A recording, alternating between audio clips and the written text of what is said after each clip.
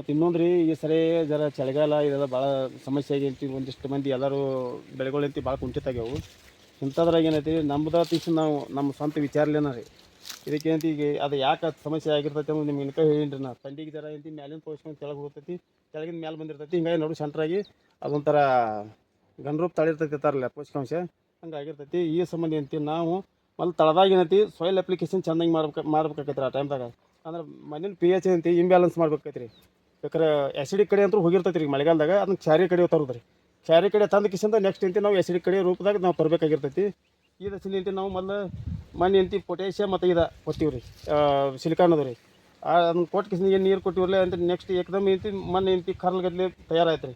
ಆಯ್ತು ಅದ್ರೊಳಗೆ ಏನೈತೆ ರೀ ಕಂಪಲ್ಸರಿ ಒಂದು ಎಕರೆಗೆ ಏನಂತಿ 2 ಲೀಟ್ರ್ ಫಾಸ್ಫರಿಕ್ ಆ್ಯಸಿಡ್ ಆಗಲಿ ಮತ್ತು ಒಂದು 2 kg ಹ್ಯೂಮಿಕ್ ಆ್ಯಸಿಡ್ ಆಗಲಿ, ಒಂದು 4 ಕಿಲೋ ನೈಟ್ರೋಜನ್ ಹಿಂಗೆ ಕೊಟ್ಟಿವಿ ಏನೈತಿ ಏಕದಮ್ ರಿಕವರಿಗೆ ಬಂದು ರೀ. ಇದೇಂತಿ ಕಂಪಲ್ಸರಿ ಎಲ್ಲರಿಗೆ ಏನಂತಿ ಇದು ಎಲ್ಲರಿಗೂ ಸಮಸ್ಯೆ ಆಗಿದ್ದೈತೆ ರೀ. ಅದು ಎಲ್ಲರಿಗೂ ರಿಕವರಿ ಆಗ್ತೈತಿ ಇದನ್ನು ಮಾಡಿರಿ. ಈ ರೀತಿ ಮಾಡ್ಕೊಂಡ್ರೆ ಒಂದು ಒಳ್ಳೆ ಇದಾಕೈತಿ. ಮತ್ತು ನನ್ನ ಪ್ರಕಾರ ಏನಂತೀರಿ ಈ ಹ್ಯೂಮಿಕ್ ಆ್ಯಸಿಡ್ ಆಗಲಿ ಫಾಸ್ಫರಿಕ್ ಆ್ಯಸಿಡ್ ಆಗಲಿ ಈ ಚಳಿಗಾಲ ಟೈಮ್ದಾಗ ಭಾಳ ಕೆಲಸ ಮಾಡೈತ್ರಿ ಅದು. ನಮ್ಮ ಎಲ್ಲ ಆತ್ಮೀಯ ರೈತ ಬಾಂಧವರಿಗೆ ಇಲ್ಲಿ ನಮ್ಮ ಸುಧಾರಿತ ಬೇಸಾಯ ಗ್ರೂಪ್ನ ನಮ್ಮ ಆತ್ಮೀಯರಾದ ಪರಸು ನ್ಯಾಂಬೋಡ್ ಸರ ಅವರ ಒಂದು ತೋಟಕ್ಕೆ ಬಂದಿದ್ದೀವಿ ರೀ. ಅವರು ಯಾವ ಥರ ಒಂದು ಕಬ್ಬಿನ ನಿರ್ವಹಣೆಯನ್ನು ಮಾಡ್ತಾಯಿದ್ದಾರೆ, ಕೆಲವು ಒಂದಿಷ್ಟು ತಳಿಗಳನ್ನು ಕೂಡ ಇಲ್ಲಿ ಅಳವಡಿಸ್ಕೊಂಡಿದ್ದಾರೆ. 4-5 ತಳಿಗಳನ್ನು ಒಂದು 100 ಟನ್ನು ಎಕರೆಗೆ ಮಾಡಬೇಕಾದ್ರೆ 100 ಟನ್ ಯಾವ ರೀತಿ ಒಂದು ಕ್ರಮಗಳನ್ನು ಅನುಸರಿಸ್ತಾರೆ, ಯಾವ್ಯಾವ ತಳಿಗಳನ್ನು ಅಳವಡಿಸಿದ್ದಾರೆ ಮತ್ತು ಸಾಕಷ್ಟು ರೈತರಿಗೆ ಒಂದು ಪ್ರೇರಣೆ ಕೊಟ್ಟು ಒಂದು ಹೆಚ್ಚಿನ ಪ್ರಮಾಣದಲ್ಲಿ ಇಳುವರಿಯನ್ನು ಪಡೆಯಲು ಸಹಾಯವನ್ನು ಮಾಡ್ತಿರ್ತಕ್ಕಂಥ ಜಮಖಂಡಿ ತಾಲೂಕಿನ ಒಂದು ಸಿರುಗುಪ್ಪಿ ಅನ್ನತಕ್ಕಂಥ ಗ್ರಾಮದವರು. ನಿಮ್ಗೆ ಈಗಾಗಲೇ ಸಾಕಷ್ಟು ಜನರಿಗೆ ಇವರು ಪರಿಚಯ ಅದಾರು. ನೀವು ನೋಡಿರ್ಬೋದು, ಸುಧಾರಿತ ಗ್ರೂಪ್ ಬೇಸಾಯ ಗ್ರೂಪ್ನಲ್ಲಿ ಸಾಕಷ್ಟು ಜನರಿಗೆ ಒಂದು ಮಾಹಿತಿಗಳನ್ನು ಕೊಡ್ತಾ ಇಲ್ಲಿವರೆಗೆ ಬಂದಿದ್ದಾರೆ. ಅವರು ಕೂಡ ಒಂದು ಯೂಟ್ಯೂಬ್ ಚಾನಲ್ನ ಕೂಡ ಸುಧಾರಿತ ಬೇಸಾಯ ಅಂತ ನಡೆಸ್ತಾ ಇದ್ದಾರೆ. ನಿಮಗೆಲ್ಲ ಸಾಕಷ್ಟು ಈಗಾಗಲೇ ಪರಿಚಯ ಇರ್ತಕ್ಕಂಥವ್ರು. ಅವರ ಒಂದು ಪ್ಲಾಟ್ಗೆ ನಾವು ಬಂದಿದ್ದೀವಿ. ಅವರು ಕಬ್ಬನ್ನು ಯಾವ ರೀತಿ ಬೆಳೀತಾ ಇದ್ದಾರೆ ಮತ್ತು ಯಾವ ರೀತಿ ಒಂದು ಮೇಂಟೈನ್ ಮಾಡಿದ್ದಾರೆ, ತಳಿಗಳನ್ನು ಯಾವ್ಯಾವ ಅಳವಡಿಸ್ಕೊಂಡಿದ್ದಾರೆ ಮತ್ತು ರಾಸಾಯನಿಕವಾಗಿ ಸಾವಯವವಾಗಿ ಯಾವ್ಯಾವ ರೀತಿ ಒಂದು ಸಂಪೂರ್ಣವಾದ ಒಂದು ಮಾಹಿತಿಗಳನ್ನು ತೊಗೊಂಡು ಬರೋಣ ರೀ. ಮತ್ತು ತಳಿಗಳ ಬಗ್ಗೆ ಅವರಿಂದ ನಾವು ಒಂದು ಮಾಹಿತಿ ತೊಗೊಂಡು ಬರೋಣ. ನಮಸ್ಕಾರ ಸರ್. ನಮ್ಮ ರೈತ ಬಾಂಧವರಿಗೆ ನಿಮ್ಮ ಪರಿಚಯ ಹೇಳ್ಕೊಡ್ರಿ. ಪರಿಚಯ ಅಂತೂ ನಿಮ್ಮದು ಸಾಕಷ್ಟು ಐತಿ. ರೈತ ಬಾಂಧವರಿಗೆ ನೀವು ಸಾಕಷ್ಟು ಸುಧಾರಿತ ಬೇಸಾಯ ಗ್ರೂಪ್ನಾಗಲಿ ಸುಧಾರಿತ ಬೇಸಾಯ ಟೀಮ್ನಾಗಲಿ ಎದರಿ ಈಗಾಗಲೇ ಅದನ್ನು ಪರಿಚಯ ಹೇಳ್ಕೊಟ್ರಿ. ನಮ್ಮ ಹೆಸರು ಪರಸು ನ್ಯಾಂಬೋಡ್ ಅಂತ, ನಮ್ಮೂರು ಸಿರುಗುಪ್ಪಿ, ತಾಲೂಕು ಜಮಖಂಡಿ. ಹಾಂ, ಈಗ ಕಬ್ಬ ನೀವು ಒಂದು 3-4 ತಳಿ ಮಾಡಿದ್ರಿ. ಈಗ ಯಾವ್ಯಾವ ಮಾಡಿದ್ರಿ ತಳಿಗಳು? ಸರ್ ನಮ್ಮದು ಬ್ಲ್ಯಾಕ್ ಸಾಯಿಲ್ ರೀ. ಮೊದಲೇ ಮತ್ತು ಬ್ಲ್ಯಾಕ್ ಸಾಯಿಲ್ದಾಗ ಯಾವ ಆಲ್ಮೋಸ್ಟ್ ಎಲ್ಲ ಸೂಟ್ ಆಗತ್ತಾವ ರೀ. ಏನಂದ್ರೆ ಎಲ್ಲರಿಗಿಂತ ಜಾಸ್ತಿ ಪೋಷಕಾಂಶ ಈ ಮಣ್ಣಿನಾಗ ಇರತ್ತೈತಿ. ಆದ್ರೂ ಟೆಸ್ಟ್ ಮಾಡ್ಬೇಕಂದ್ರೆ ಒಳಗೊಮ್ಮೆ ಈಗ ಸತತ ನೀರಾವರಿ ಮಾಡೋದ್ರಿಂದ ಮಣ್ಣಾಗ ಇಸಿ ಹೆಚ್ಚಾಗಿ ಏನಾರ ಸಮಸ್ಯೆ ಆಗಿರ್ತೈತಿ. ಹಿಂಗಾಗಿ ಐತಿ ಯಾವ ಈ ನಮ್ಮ ಈ ಭೂಮಿಗೆ ಸೂಟ್ ಆಗ್ತಾವೆ, ಆ ಮಣ್ಣಿಗೆ ಉಪ್ಪು ತಿಂದು ಹೋಗುವಂಥವು ಯಾವ ತಳಿಗಳು ಇರ್ತಾವೆ ಅವನು ನೋಡ್ಬೇಕಂತಂದು ಆಲ್ಮೋಸ್ಟ್ ಎಲ್ಲ ನಾವು 86 ಹಿಡ್ಕೊಂಡು ಒಂದು 10-15-16 ತಳಿಗಳು ಸಹಿತ ಎಲ್ಲ ನಾನು ಪ್ರಯೋಗ ಮಾಡಕತ್ತೀನಿ. ಇದ್ರ ಒಳಗಂತೂ ಈ ಸದ್ಯಕ್ಕಂತೂ ಇದು ಪರ್ಫೆಕ್ಟ್ ಅಂದ್ರೆ ಇದು ನಮಗೀಗ ಮಂಡ್ಯ 517 ಮತ್ತು ಗುಜರಾತ್ ತಳಿ ತಂದು ಬರ್ತೈತೆ ರೀ, CON 13-073. ಹಾಂ, ಈಗಾಗಲೇ ನೀವು ಮಂಡ್ಯ 517ದಾಗ ಒಂದು 94 ಟನ್ ರೀಚ್ ಆಗಿದ್ರಿ. ಹ್ಞೂ ರೀ. ಅದು ನಿಮ್ಗೆ ಹಂಗೆ ಅನಿಸ್ತೀರಿ? ಅದು ಒಳ್ಳೇದ ತಳಿ? ಒಳ್ಳೇದು ರೀ. ಅದರೆಲ್ಲ ಐತಿ. ಆದರೆ ಸ್ವಲ್ಪ ಜಾಸ್ತಿ ತಿಳ್ಕೊಂಡು ಮಾಡ್ಬೇಕು, ಇದನ್ನು ಮಾಡೋದು. ಆದರೆ ಮತ್ತು ಖರ್ಚು ಕಡಿಮೆ ಐತ್ರಿ. ಅದಕ್ಕೆ ಭಾಳ ಜಾಸ್ತಿ ಖರ್ಚು ತೊಗೊಳಂಗಿಲ್ಲ ರೀ ಅದು. ಮತ್ತು ಇನ್ನೊಂದು ಐತೆ ಬರೀ ಮಂಡ್ಯ ಅಂತಂದ್ರೂ ಈಗ ಎಲ್ಲೋ ಒಬ್ಬ ಊರಾಗ ಎಲ್ಲ ಕಡೆ ನಾರ್ಮಲ್ ಕಬ್ಬು ಬೆಳೆಸ್ತಿರ್ತಾನು. ಆಗ ಒಬ್ಬರು ಮಂಡ್ಯದ ಹಚ್ಚಿರಲ್ಲ ಅವ್ರಿಗೆ ಏನೈತಿ ಕಟಾವು ಮಾಡೋರು ಏನಾಗ್ತೈತಿ ಒಂದೇದು ಕಬ್ಬು ಭಾಳ ದೊಡ್ಡದಾಗ್ತೈತಿ. ಅದು ಕಟಾವು ಮಾಡೋಕೆ ಒಂದು ಸ್ವಲ್ಪ ಅವ್ರಿಗೆ ಸಮಸ್ಯೆ ಆಗ್ತೈತಿ. ಅದು ಅಷ್ಟು ಈಜಿಲಿ ಕಡಿಯಾಕೆ ಮಾಡೋಕೆ ಒಂದು ಸ್ವಲ್ಪ ಇದು ಮಾಡ್ತಾರೆ. ಕಬ್ಬು ಇರ್ಲಿಕ್ಕಂತೂ ಎಲ್ಲ ಕಡಿಯತ್ತಾರೆ ರೀ. ಮತ್ತು ಈಗ ಕಬ್ಬು ಜಾಸ್ತಿ ಇದ್ದಲ್ಲೂ ಸ್ವಲ್ಪ ಕಿರಿಕಿರಿ ಮಾಡ್ತಾರೆ. ಆದ್ರೂ ಅದು ಯಾವಾಗ ಕಡಿದ್ರೂ ಈಗ ನಮಗೇನು ಹೇಳಿದ್ರಿ ಕಬ್ಬು ದಂಡಿಗೆ ಬಂದು ವೇಟ್ ಲಾಸ್ ಆಗ್ತೈತಿ ಹಂಗೆ ಅಂತಂದು ಹೇಳ್ತಿದ್ರು. ಹಂಗೇನು ಆಗಲಿಲ್ಲ ರೀ. ಅದನ್ನು ಆಗಿಲ್ಲ ಒಟ್ಟು ಬಿದ್ದದಾವ ಎಲ್ಲರಿಗೆ. ಎಲ್ಲ ಕಡೆಗೆ ನೋಡಿರಿ. ಈಗ ಅಲ್ಲಿ ಘಾಟಿಗೆ ಅವ್ರದ್ದು ನೋಡಿರಲ್ಲ, ಎಲ್ಲಿ ಲಾಸ್ಟ್ 2 ತಿಂಗಳು ಪ್ರಾಕ್ಟೀಸ್ ಚಾಲು ಆಗಿ ದಂಡಿಗೆ ಹೋದ್ರೂ 180 ಆಗಿ ಮತ್ತೆ ಬಿದ್ದೈತಿ ರೀ ಅಲ್ಲಿ ಕಬ್ಬು. 185. ಮತ್ತು 1 ಎಕರೆನೂ ಅಲ್ಲಿ 10 ಎಕರೆ ಗಟ್ಟಲೆ ಆಗೈತಿ. ಅಂತಲ್ಲಿ ಇಳಿದಾಗೈತಿ. ಆ ಟೈಪ್ ಇದು. ಮತ್ತು ಒಟ್ಟು ರೋಗನೇ ಸಿಕ್ಕ ಇರಲಿ ತಳಿರಿ. ರೋಗಗಳು ಕಡಿಮೆ. ಇಳುವರಿ ನಾರ್ಮಲ್ ಆಗಿ ಎಷ್ಟು ಬರ್ಬೋದು ಅಂತೀರಿ? ನಾರ್ಮಲ್ ಆಗಿ ಬೆಳೆದ್ರೂ ಒಟ್ಟಾರೆ ಇದು ಏನು ರೀ ಒಂದು 14-15 ತಿಂಗಳು ಎಷ್ಟು ಕೊಟ್ಟರು ಆರಾಮ್ಸರಿ ಇದು 100 ಈಗ ಒಂದು ಸ್ವಲ್ಪ ಪದ್ಧತಿ ಯಾರು ಕೃಷಿ ಮಾಡ್ತಾರಲ್ಲ 100 ಟನ್ ಅಂತೂ ರೀಚ್ ಆಗತ್ತೈತಿ ರೀ. ಇದ್ರಾಗ ಅನುಮಾನ ಇಲ್ಲ ರೀ. ಹಾಂ, ಒಟ್ಟೆ ಅದು ಏನು ವಿಶೇಷ ಗುಣ ಇರತ್ತದ? ಏನು ಅದ್ರೊಳಗೆ ಐತಿ ಹಾರ್ಮೋನ್ಸ್ ಜಾಸ್ತಿ ಐತಿ ಅನ್ನೋದು ನಮಗೂ ಸುದ್ದಿ ರೀ. ಹ್ಞೂ ರೀ. ಹಾರ್ಮೋನ್ಸ್ ಜಾಸ್ತಿ ಐತಿ ಮತ್ತು ಈ ಎಷ್ಟು ಬೆಳವಣಿಗೆ ವೇ ಹೋಗ್ತೈತಿ ಅಂದ್ರೆ ಹಾರ್ಮೋನ್ಸ್ ಇದ್ದಿದ್ದು ತಳಿ ಇದ್ರೆ ಅದು ಹೋಗೋದ್ರಿ. ಸರ ನಾವು ಇಷ್ಟೆಲ್ಲ ಬೇರೆ ಬೇರೆ ಪ್ಲಾಟ್ಗಳು ನೋಡಿದ್ವಿ ರೀ, ಅದು ಇಷ್ಟು ಹೆಲ್ದಿ ಆಗಿ ಇಷ್ಟು ಗರಿ ಅಗಲಾಗಿ ಮತ್ತು ಇಷ್ಟು ಗ್ರೀನಿಶ್ ಆಗಿ ಯಾವುದೋ ಒಂದು ಪ್ಲಾಟ್ ನಮಗೆ ಕಾಣಲಿಲ್ಲ ರೀ. ಆದ್ರೆ ಈ ಥರ ಅನಿಸ್ತಿರಿ ಇದು ನೋಡ್ರಿ ಎಷ್ಟು ಹೆಲ್ದಿ ಆಗಿ. ಹೌದೌದ್ರಿ. ಇದು ನಾವು ನಿಮ್ಮ ಮೊದಲೇ ಏನೇನ್ರಿ ಹಾರ್ಮೋನ್ಸ್ ಜಾಸ್ತಿ ಇತ್ತಲ್ಲೋ ಇದ್ರ ಒಳಗಿನ ಪೋಷಕಾಂಶ ಏನಿರ್ತೈತಲ್ಲ ಇದು ಲಿಕ್ವಿಡ್ ರೂಪದಾಗ ಯಾವತ್ತೂ ಉಳಿದೇ ಇರ್ತೈತಿ. ಮತ್ತು ಈ ಸದ್ಯ ಹಾರ್ಮೋನ್ಸ್ ಕಮ್ಮಿ ಇದ್ದಲ್ಲ ಏನಾಗ್ತೈತಿ, ಇದು ಕೊಬ್ಬರಿ ಏನು ಹೆಂಗೆ ಹೆರ್ತಿರ್ತೈತಲ್ಲ ಆ ಟೈಪ್ ಇದು ಹೆರ್ತಿಲ್ಲಿ ಕುಯ್ತಿಲ್ಲ ಏನಾಗೈತಿ ತುದಿದಿಂದ ಪೋಷಕಾಂಶ ಇಲ್ಲಿ ಬರ್ತೈತಿ ರೀ. ಬೇರಿನಿಂದ ಅದು ಮ್ಯಾಲೆ ಬರ್ತೈತಿ, ಹಿಂಗಾಗಿ ನಡ್ಕೊಂಡಿರ್ತೈತಿ. ಇದಕ್ಕೆ ಹೀಟ್ ಬೇಕಾಗ್ತೈತಿ. ಹೀಟ ನಿಮ್ಗೆ ಯಾರಿಗೆ ಮಾಡೋಕ್ಕಾಗಂಗಿಲ್ಲ. ನೀವು ಮತ್ತು ಅದ್ರಾಗ ಮ್ಯಾಲೆ ತುದಿ ಒಣಗಿ ತಿನ್ನತೈತಿ, ಮತ್ತು ಗೊಬ್ಬರ ಒಗಿದೈತಿ, ನೀರು ಬಿಡತೈತಿ ಮಾಡಿರಲು ಅದು ತೀರಾ ಕೊಂಡು ಹಾಕೋತಾನೆ ಹೋಗ್ತೈತಿ. ಅದು ಗೊಬ್ಬರ ನೀವು ಒಗಿದೈತಿ ಅಲ್ಲಿ ವೇಸ್ಟ್ ಆಗಲತ್ತೈತಿ. ಸರ್ ಇದು ಇದ್ರದ್ದು ಶುಗರ್ ಕಂಟೆಂಟ್ ಅದು ಚಲೋ ಇದ್ರಿ. ಫ್ಯಾಕ್ಟ್ರಿ ಅವ್ರು ಏನು ತಿರಸ್ಕಾರ ಏನು ಮಾಡಂಗಿಲ್ಲ ರೀ ಇದನ್ನ. ಫ್ಯಾಕ್ಟ್ರಿನವ್ರು ಅಂದ್ರೆ ಅವ್ರಿಗೆ ಇನ್ನೂ ಸ್ವಲ್ಪ ಒಂದೊಂದು ಈ ಏರಿಯಾದಾಗ ಗೊತ್ತಿಲ್ಲ ರೀ. ಇದು ರೆಕಮೆಂಡೇಶನ್ ಕಬ್ಬನ್ ಐತೆ ರೀ. ಇದ್ರ ಶುಗರ್ ಕಂಟೆಂಟ್ ರೀ 23.90 ರೀ ಇದ್ರದ್ದು ರೀ. ಅಂದರೆ ಸರಾಸರಿ ಇದು 14 ತಿಂಗಳಿಗೆ ರೀ 13 ರಿಕವರಿ ಇದು ಬರ್ತೈತಿ ರೀ. ಅದು ಅಷ್ಟೈತಿ ರೀ. ಅದು ಸಕ್ರೆ ಇಳುವರಿ ಆಗಲಿ ರಿಕವರಿ ಆಗಲಿ ಚಲೋ ಐತ್ರಿ. ಅವ್ರು ಹೇಳೋದೇ ಅಂತ ರೀ 17 ರಿಕವರಿ ಐತಿ. ಸಕ್ರೆ ಇಳುವರಿ ಚಲೋ ಐತ್ರಿ. ರೈತರಿಗೆ ಇಳುವರಿನೂ ಜಾಸ್ತಿ ಕೂಡ ಐತ್ರಿ. ಮತ್ತು ಈ ಬೆಳೆ ಮಾಡಕ್ಕೆ ಒಬ್ಬೊಬ್ರು ಇದನ್ನ ಒಂದಿಟ್ಟು ಹೆಸ್ಕೊಂಡಂಗೆ ಮಾಡಿರಲ್ಲ, ಏನು ಕಾರಣ ಇರ್ಬೇಕು ಅದು? ಅದು ತಪ್ಪು ಕೃಷಿ ಮಾಡ್ತಾರೆ ರೀ. ಇದು ಒಂದೇದೇನು ಹಾರ್ಮೋನ್ಸ್ ಜಾಸ್ತಿ ಇದಾವ ಅಂದ್ರೆ ತಿಳ್ಕೊಂಡ್ ಬಿಡ್ಬೇಕ್ರಿ. ಕಬ್ಬ ನಾಟಿ ಮಾಡಾಗ ಏನ್ರಿ ನವಂಬರ್ ಏನು ಬರ್ತಿರ್ತೈತಿಲ್ಲ, ಆ ನವಂಬರ್ ಬರೋಕ್ಕಿಂತ ಮುಂಚೆ 6 ತಿಂಗಳು ಮುಗಿದು ನವಂಬರ್ದಾಗ 7ರಾಗ ಕುಂಡ್ರಬಾರ್ದು.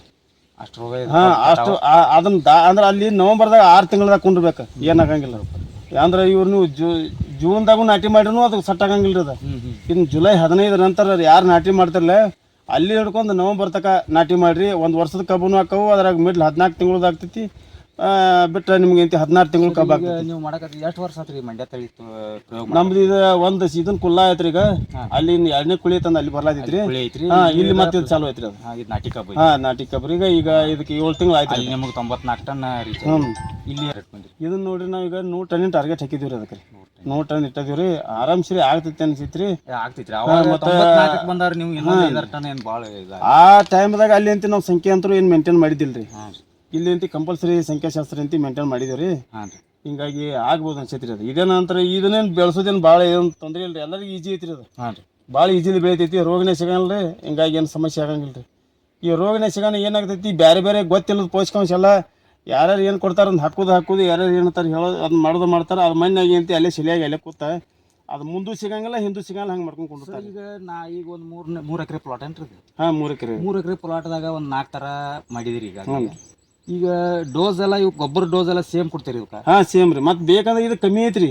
ರೀ ಅವೇನು ಕೊಡ್ತೇನ್ರಲ್ಲ ಇದಕ್ಕೆ ಮತ್ತೆ ಕಮ್ಮಿನ ಅದಾವ್ರಿ. ಆಮೇಲೆ ಈಗ ನೀರಾವರಿ ಆದ್ರೂ ನೀರು ಕೊಡ್ಬೇಕಾದ್ರೂ ಎಲ್ಲ ಸೇಮ್ ಟೈಮ್ಗೆ ಸೇಮೆ ಕೊಟ್ಟಿರ್ತೀವಿ. ಮುಂದೆ ಈಗ ಗ್ರೋತ್ ಯಾವ್ದು ಹೆಚ್ಚೈತ್ರಿ? ಈಗ ಅವಕ್ಕೆ ಬೇರೆ ತಳಿಗಳು 265 ಆಗಲಿ PDN 15-0-12 ಆಗಲಿ ಇವಕ್ಕೇನೈತ್ರಿ ಕಾಳಜಿ ಹಚ್ಚಿಟ್ಟಿರ್ತೀವಿ ರೀ. ನೀರು ಯಾವಾಗ ಪ್ರತಿಯೊಂದು ಹಂತಂತೆಲ್ಲ ನೋಡ್ಕೊತಾನೆ ಇರ್ತೀವಿ ರೀ. ಇದು ಜರ ಎರ್ಬಿಡ್ ಬಿಟ್ಟರು ಸುಮ್ಮ ಇರ್ತೀವಿ ನಾವು. ಏನು ನಡೀತೀವಿ, ಅದಕ್ಕೆ ಏನು ಆಗಂಗಿಲ್ಲ ಅಂತೀವಿ, ಸುಮ್ಮ ಇರ್ತೀವಿ, ಕೊಡ್ತೀವಿ. ಆದ್ರೂ ಅದು ಮತ್ತೆ ಹೆಲ್ದಿನೇ ಇರ್ತೈತಿ ರೀ. ಅದು ಆಯ್ತು, ಹೆಲ್ದಿ ಆಯ್ತು ರೀ. ಬೆಳವಣಿಗೆ ಯಾವ್ದು ಈಗ ಗ್ರೋತ್ ಹೆಚ್ಚು ಯಾವ್ದು ಐತ್ರಿ? ಇದು ಭಾಳ ಫಾಸ್ಟ್ ರೀ. ಅದು ತಳದಾಗಿನ ಗಣಿಕೆನ ಒಂದು ಹೆಚ್ಚು ಕಡಿಮೆ 8 ಇಂಚ್ ಗತಿ ಮ್ಯಾಲೆ ಬಂದಿರ್ತಾವ್ರಿ ಇವು. ಮತ್ತು ಮುಂದೆ ಹೆಂಗೆ ಗ್ರ್ಯಾಂಡ್ ಗ್ರೋತ್ ನೀವು ಹಂಗೆ ಬರ್ತೈತಿಲ್ಲ, ಒಂದು ಗೇನ್ ಮ್ಯಾಲೆ ಹೋಗಿತೈತಿ ರೀ. ಗಣಿಕೆ ಪೂಟಕ ಹೋಗ್ತೈತಿ ತಿಳ್ಕೊರಿ ನಾವು. ಈಗ ಅದಕ್ಕಿಂತ ಮುಂದೆ ಇದೈತೆ. ಮುಂದೆ ಇದೆ ರೀ. 4 ತಳಿ ಒಳಗೆ ಒಟ್ಟು ಇದು ಮುಂದೆ ರೀ. ಕಂಪಲ್ಸರಿ ಇದೈತಿ ಅದು. ಈಗ ಎಲ್ಲ ತಳಿಗಳೊಳಗೆ ನೀವು 100 ರೀಚ್ ಆಗ್ಬೋದು ಅನಿಸ್ತೈತೇನ್ರಿ?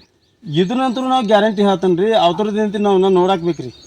ಅವು ಎಷ್ಟು ಹೋಗ್ತೈತಿ ಎಟ್ಟಿಲ್ಲ ರೀ. ಅದ್ರ ಸಂಖ್ಯೆ ಎಲ್ಲ ಕರೆಕ್ಟ್ ಇಟ್ಕೊಂಡಿದ್ದೀವಿ ರೀ. ಸರಿ ರೀ, ನೋಡ್ಬೇಕ್ರಿ. ಆದ್ರೆ ಕಂಪಲ್ಸರಿ ನಾವು ಇಷ್ಟು ಬೇಕಾ ತನ್ನುವಂಗೆ ಮಾಡೋರಿದ್ರು ಸಸಿ ನಾಟಿ ಮಾಡ್ಕೊಂಡ್ರೆ ಅದೊಂದು ಇದನ್ನ ಆಗ್ತೈತಿ ರೀ. ಅದು ಈಗ ಎಂತ ಕಬ್ಬ ನಾಟಿ ಮಾಡೋರಿಗೆ ಏನಾಗ್ತೈತಿ ರೀ, ಸಂಖ್ಯೆ ಹೆಚ್ಚರೇ ಆಗಲಿ ಕಡಿಮೆ ಆಗಲಿ ಒಂದು ಸ್ವಲ್ಪ ಇದಾಗ್ತೈತಿ ರೀ. ಅದು ಸಸಿ ನಾಟಿ ಮಾಡ್ಕೊಂಡು ಚಲೋ. ಎಷ್ಟು ಒಂದೂವರೆ ಎಕರೆದಾಗ ಮಾಡಿರ್ಬೇಕು ರೀ ನೀವು ಮಂಡ್ಯ ಕಬ್ಬ? ಇದು 1 ಎಕರೆ ಐತ್ರಿ.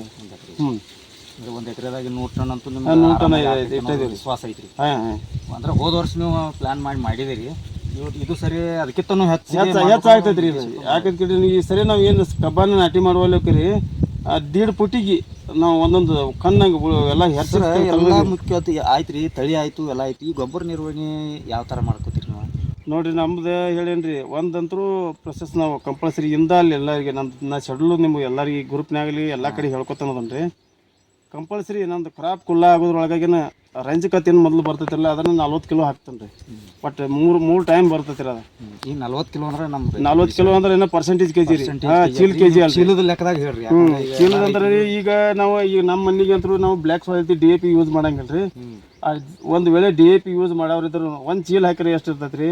40 ಅಂದ್ರೆ 50% 50 ಕೆಜಿ ರೀ ಅದು. ಅಂದ್ರೆ 1 ಕ್ವಿಂಟಲ್ ಹಾಕಿದಾಗ 46 ಆಗ್ತೈತಿ ರೀ. ಅಂದ್ರೆ ಈಗ ಒಂದು ಚೀಲ ಹಾಕಿರಿ ಎಷ್ಟು ಇರ್ತೈತಿ ಅಂದ್ರೆ ರೀ 23 ಕೆಜಿ ಆತ್ರಿ. 23 ಕೆಜಿ. ಅದ್ರಾಗ ಐತೆ ತಳದಾಗಿಂದ ಅದನ್ನ ಮಾಡಬೇಕ್ರಿ. ತಳದಾಗಿಂದ ಐತಿ 50% ಹಾಕುದ್ರಿ ರಂಜಕದ್ರಿ. ಮತ್ತು ಸ್ಮಾಲ್ ಅರ್ತಿಂಗ್ 65 ದಿವ್ಸಕ್ಕೆ ಬರ್ತೈತಿಲ್ಲ ಅವಾಗ ಒಂದು 25% ರೀ. ಮುಂದೆ ಐತಿ ಬೋಧಿ ಇರ್ತೈತಿನಾಗ 25%. ಒಟ್ಟು ಟೋಟಲ್ದಾಗ 40 ಕೆಜಿ ಮಾಡ್ತೀರಿ ಅದನ್ನು. ಟೋಟಲ್ 40 ಕೆಜಿ ರೀ. ಮತ್ತು ಇದೇನೈತಿರಲ್ಲ ನೈಟ್ರೋಜನ್ ಐತಿ. ಜರ pH ಲೆವೆಲ್ ಹೆಚ್ಚು ಯಾರು ಇರ್ತಾರಲ್ಲ 120 ಕೆಜಿ ತನಕ ಒಂದು ವರ್ಷದ ಬೆಳೆ ಇದ್ದವ್ರು ಅದನ್ನ ಮಾಡೋದ್ರಿ. 120 ಕೆಜಿ ಅಂದ್ರೆ ಇದು ಅದರ ಲೆಕ್ಕದಾಗ ಹೆಚ್ಚಾಕೈತ್ರಿ. ಇಲ್ರಿ ಇದು ನೀವು ಏನೈತಿರಲ್ಲ ಇದು ನೈಟ್ರೋಜನ್ ಇದೇನೈತಿ ಯೂರಿಯಾದ್ರಾಗೂ ಬತ್ರಿ, ಮತ್ತು ಇದ್ರ ವಾತಾವರಣದಾಗ ಬತ್ರಿ, DAP ಬತ್ರಿ, ಎಲ್ಲ ಬತ್ರಿ, ಮಣ್ಣಿನಾಗ ಸ್ವಲ್ಪ ಎಲ್ಲಾದ್ರೂ ಬತ್ರಿ. ಎಲ್ಲ ನಾವು ಲೆಕ್ಕ ಮಾಡ್ಬೇಕ್ರಿ, ಒಂದು ಡೈರಿ ಮಾಡ್ಬೇಕ್ರಿ. ಎಷ್ಟು ನೈಟ್ರೋಜನ್ ಕೊಡತ್ತಿದ್ವಿ ಎಷ್ಟಿಲ್ಲ ಅನಾವಶ್ಯಕ ಹೆಚ್ಚು ಕೊಟ್ಟರೆ ಉಪಯೋಗ ಬರಂಗಿಲ್ಲ. ವಾತಾವರಣದಿಂದ ಎಷ್ಟು ಕೊಡೋದ ಹೊರಗಿಂದ ಕೊಡೋದ ಅದ್ರ ಲೆಕ್ಕ ಭಾಳ ಐತ್ರಿ. ಅದಂತ ನಮ್ಮ ಮ್ಯಾಗಿಂದ ಕೊಡೋದಾದ್ರೆ ಇಷ್ಟ ಐತ್ರಿ. ಅದ 100 ರಿಂದ 120 ಕೆಜಿ. ಪೊಟ್ಯಾಷಿಯಂ ಐತ್ರಿ 60 ರಿಂದ 80 ಕೆಜಿ ತನಕ ಕುಂಡಿರ್ತದ್ರಿ ಅದು. ಅದ್ರ ನೀವು 2 ಚೀಲ ಪೊಟ್ಯಾಷ್ ತೊಗೊಂಡು ಹಾಕಿರಲು ನಿಮ್ಗೆ 60 ಕೆಜಿ ಆಗ್ತಿರ್ತದ್ರಿ ಅದು. ಈ ರೀತಿ ನಾವು ನಿರ್ವಹಣೆ ಮಾಡ್ತಿರೋದನ್ನ. NPK ಆಯ್ತು ರೀ. ಇನ್ನು ನ್ಯೂಟ್ರಿಯೆಂಟ್ಸ್ ಬಗ್ಗೆ ಅದು ಮೈಕ್ರೋ ನ್ಯೂಟ್ರಿಯೆಂಟ್ ಅದು ಏನಂತಂದ್ರೆ ನಾವು ಚಿಲೇಟೆಡ್ ಆಲ್ಮೋಸ್ಟ್ ಮ್ಯಾಲ ಸ್ಪ್ರೇ ತೊಗೊತಿರ್ತೀವಿ ರೀ. ಮಣ್ಣಿನಾಗ ಕುಡ್ದಿದ್ರೆ ರೀ ನೀವು ಏನಂತ ಕಾಂಪೋಸ್ಟ್ನಾಗ ಬಟ್ಟಿ ಮಾಡೋದ್ರಿ. ಅದು ಬಟ್ಟಿ ಮಾಡಿ ಅಂತ ತಳದಾಗ ಏನು ಕೊಡುದ್ರಿ. ಏನು ಒಂದು ವೇಳೆ ನಮ್ಗೆ ಕೊಡಕ್ಕೆ ಆಗ್ಲಿಕ್ಕೆ ಅದೇನು ಮಾಡಿ ಅದು ಎಲ್ಲೇ ಇದು ಕಾಂಬಿ ತಂದು ಸಿಗ್ತಿರ್ತಾವ ಅದನ್ನ ಹಾಕಿ ಉಪಯೋಗ ಬರಂಗಿಲ್ಲ ರೀ. ಮತ್ತು ಅದು ಹಾಕಿರೂ ಕೆಲವೊಂದು ಗೊಬ್ಬರಗಳು ಏನು ಬರ್ತಾರಲ್ಲ TSP ಆಗಲಿ SSP ಆಗಲಿ ಇಂಥದ್ರೊಳಗೆ ಕುಡ್ಸಂಗಿಲ್ಲ ರೀ. ನಾವು ಕುಡಿಸೋದಂತೆ ಅದು ಪೆಟ್ಟು ಹಾಕಿಸಿಂದ ಸಮಸ್ಯೆ ಆಗ್ತದೆ. ಅದು ರಿಲೀಸ್ ಆಗಂಗಿಲ್ಲ ರೀ. ಅದು ವೇಸ್ಟ್ ಆಗ್ತೈತಿ. ಅದು ಇದು ವೇಸ್ಟ್ ಅದು ವೇಸ್ಟ್ ಆಗ್ತೈತಿ. ಅದು ಹಂಗಾಗಿ ನೋಡ್ರಿ ರೈತ ಬಂದವ್ರೆ, ಇಷ್ಟೊತ್ತಕ್ಕೆ ನಮ್ಮ ಪರಸು ನ್ಯಾಮಗೌಡ ಸರ್ ನಮ್ಮ ಆತ್ಮೀಯರು ಒಂದು ರೈತರಿಗೆ ಒಂದು ಒಳ್ಳೆಯ ಮಾಹಿತಿನ ಕೊಟ್ಟಿದ್ದಾರೆ. ಮತ್ತು ಗ್ರೂಪ್ನಾಗೂ ಸಾಕಷ್ಟು ಅವರ ಈ ಥರ ಹೇಳ್ಕೊಂಡ್ರಂದ್ರೆ ಮಾಹಿತಿಗಳ ಅದರಿಂದ ಸಾಕಷ್ಟು ರೈತರ ಈಗ ಪ್ರಯೋಜನ ಪಡ್ಕೊಂಡಾರು. ಒಂದು 10 ರಿಂದ 15 ಟನ್ನು 20 ಟನ್ನು ಈ ರೀತಿ ಅವರ ಒಂದು ಮಾರ್ಗದರ್ಶನದಾಗ ಸಾಕಷ್ಟು ಇಳುವರಿಯನ್ನು ಪಡಿತಾ ಇದ್ದಾರೆ ಸಾಕಷ್ಟು ರೈತರು. ನೋಡಿರಿ ಇಷ್ಟೊತ್ತಕ್ಕೆ ಅವ್ರ ಮಾಹಿತಿ ಕೊಟ್ಟು ನಮಸ್ಕಾರ ಸರ್.